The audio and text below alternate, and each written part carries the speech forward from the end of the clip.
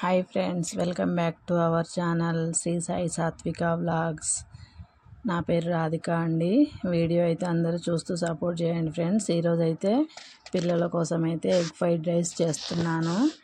Egg fried rice చేసుకోవడానికి అయితే ఒక 3 ఎగ్స్ అయితే తీసుకున్నానండి. పిల్లలకు లంచ్ బాక్స్లోకి ఈజీగా తొందరగా అయిపోతుందండి ఇలా చేసుకుంటే.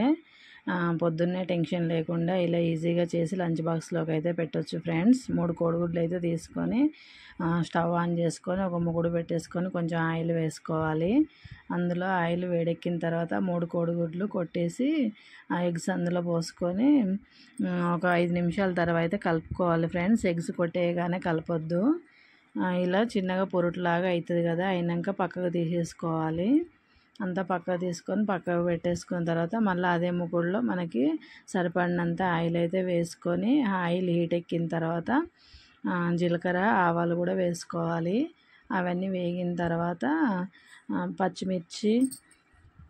పచ్చిమిర్చి, క్యారెట్, ఆనియన్, టమాటా, కరివేపాకు ఇవన్నీ వేసుకోవాలి ఫ్రెండ్స్. వేసుకుంటే చాలా బాగుంటుంది.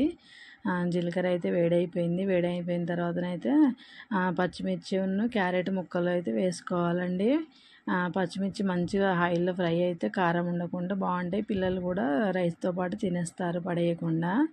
ఆ క్యారెట్ కూడా మంచిగా ఆయిల్లో ఫ్రై అయిన తర్వాత ఆనియన్స్ వేసుకోవాలి, టమాటా వేసుకోవాలి, కొత్తిమీర వేసుకొని కరివేపాకు వేసుకొని అవన్నీ కొంచెం ఫ్రై అయిన తర్వాత కొంచెం అల్లం వెల్లుల్లి పేస్ట్ కూడా వేసుకొని కలుపుకోవాలి ఫ్రెండ్స్. ఇవన్నీ వేసి కలిపిన తర్వాత అవన్నీ కొంచెం మగ్గడానికి తొందరగా ఫ్రై అవ్వడానికి కొంచెం సాల్ట్ కూడా వేసుకోవాలి. సాల్ట్ వేసుకొని అవన్నీ ఫ్రై అయిన తర్వాత కొంచెం గరం మసాలా కూడా వేసుకోవాలి. గరం మసాలా వేసుకుంటే చాలా బాగుంటుంది, టేస్టీగా ఉంటుంది. నీచు స్మెల్ రాకుండా ఉంటుంది. ఎగ్గు కొంచెం స్మెల్ వస్తే పిల్లలు ఇష్టంగా తినరు కదా, అందుకే గరం మసాలా అల్లం వెల్లుల్లి పేస్ట్ వేస్తే నీచు వాసన రాకుండా ఉంటుంది, చాలా బాగుంటుంది.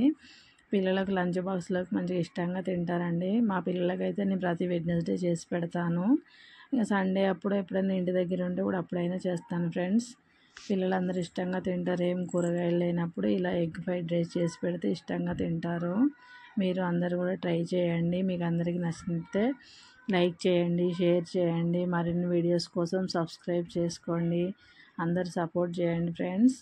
ఇలా అయితే అన్నీ ఫ్రై అయిన తర్వాత మన అన్నం ముందుగానే వండి అన్నం అయిన తర్వాత కొంచెం చల్లార్చుకోవాలండి. వేరే ప్లేట్లోకి తీసుకొని అన్నం చల్లారిన తర్వాత ఇందులో అయితే వేసుకొని కలుపుకోవాలండి.